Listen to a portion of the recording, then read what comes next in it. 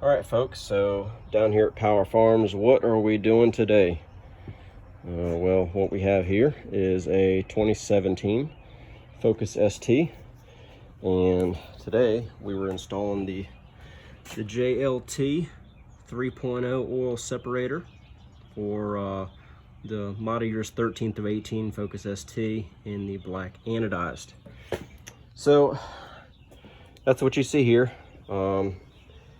In position there, and what I wanted to do was I wanted to share with you some of the frustrations that I had and the ways I got around fixing them. So these are the tools that I used to do this. So we're kind of step to this. Some of these Nip-X pliers, very good. If you do not have these in your toolbox, you need to go and get them. They are made in Germany and worth every penny that you pay for them. I think they were like 23 bucks when I bought them, and I think they're now like, I don't know, 28 or 32 or something. But anyway, Nip-X pliers. I think these are like a 13-inch handle or something like that, but I don't know. Anyway, do your research, find out what fits you best. Little short stubby wrench. I'll explain where that goes here in a little bit. Regular 1/4-inch ratchet, and the instructions said that you needed a 8 and a 10 millimeter. I only needed a 10, so I'm really kind of confused where the 8 was.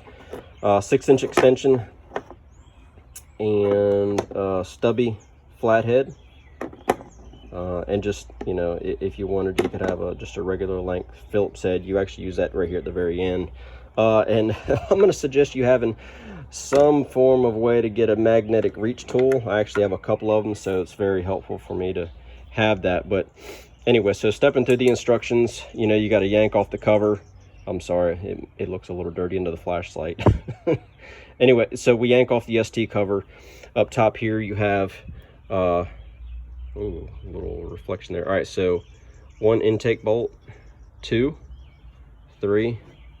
There's another one in here, 4, and then not what you see there, but it's actually back behind it. So if you'll see,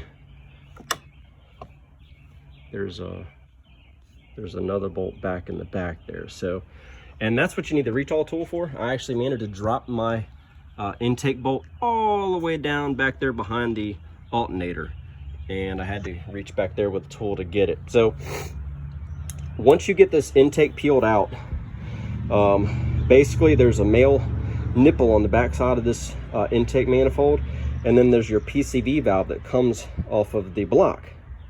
So what you have is you have a funky 90-degree elbow coming off of this intake. It's a 90-degree elbow with a male fitting. So there is a weird, I guess you would say a P-shaped hose, I think it is. And I'll show you because I threw mine. Here this thing is. This has earned its right in hell. Hell will find a great place to melt this down for me later in life. It's going to be great. I live right and this thing doesn't. So this is going to pay the piper. So forget that. Anyway, once you're all said and done, all the connections are going to be, if you see that where that orange is back there in the back, that's where you're going to be operating. So you're going to be needing to pull this whole intake air inlet forward so you can reach back here. And I'm going to tell you a couple cheats that I found was, if you were to take this, I think this is a radiator hose here, and just kind of clock it upward, or you can kind of wedge it up here. I actually unhooked a couple connectors. I unhooked this connector here. Also unhooked all the vacuum hoses from all these little brackets all the way around. It's like 3, 1, 2, 3. I also pulled, once I unhooked this sensor that wraps around here, so I was able to kind of loosen all this up, which led me to loosening up this connector, 1, 2, thought it was 3. Yeah, 3 here. And I just kind of was able to kind of loosen everything up just enough so I can get my hands back behind here. It is a complete pain. Blood, sweat, tears. Nah, not tears, but blood and sweat definitely. And here's your finished product. So here's your JLT 3.0. This is a oil separator.